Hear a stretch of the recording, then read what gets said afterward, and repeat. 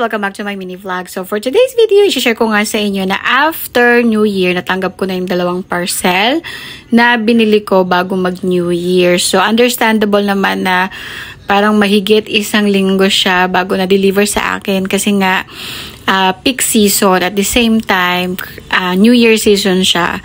So wala sigurong magdi-deliver. Okay lang din naman sa akin kung magpapahinga yung rider, no? Siyempre nakakabago din talaga yung trabaho nila.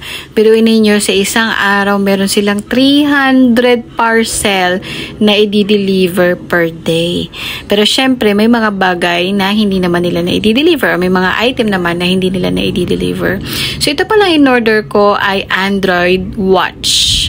Ayan, makikita nyo dyan. Pwede nyong makita kung ilan ang heart rate ninyo, kung makakailang steps kayo, run, biking, at kung anong oras na. Actually, pwede nyo rin siyang i-link sa inyong Android phone. Meron siyang QR code na po pwede ninyong scan para ma-link ninyo siya sa inyong Android phone. Ganito ang itsura ng kanyang charger. Ayan, buti na lang meron kaming power bank kasi wala siyang adapter.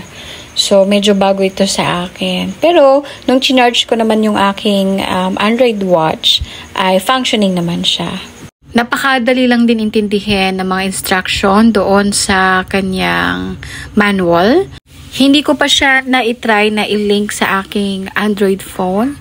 Sabi doon sa manual, kapag na-link siya, madali na lang lahat. Yung information mo, yung time, yung date, lahat na magsisync. Napakanipis lang din ng kanyang manual. Kitang-kita dyan yung step-by-step kung paano nagpa-function itong Android phone. So, kanina naglakad ako from our house to C5 housing. Then, C5 housing, balik dito sa aming tahanan. So, wala pa siyang 1 kilometer. Nasa 700 meters lang siya. At naka 1,096 steps lang ako. So far, so good naman po itong aking nabili. So, yung pangalawang parcel na binili ko ay Pink Flash. Ito po ay eyebrow gel, at saka meron siyang napaka-tiny na brush na gagamitin mo. Itong aking Android watch, napakanipis lang ng bubble wrap na ginamit nila. Compared naman dito sa Pink Flash na binigay. Grabe, sobrang kapal na kahit mabunggo-bunggo yan ay hindi talaga madadamage yung parcel, which is really good.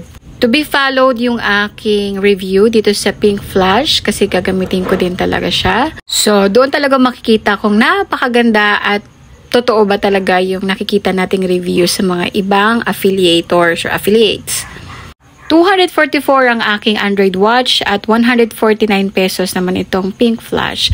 So, yun lang po muna for today's video. Thank you for watching. Ingat po lagi. Pa-share ng video. Babu!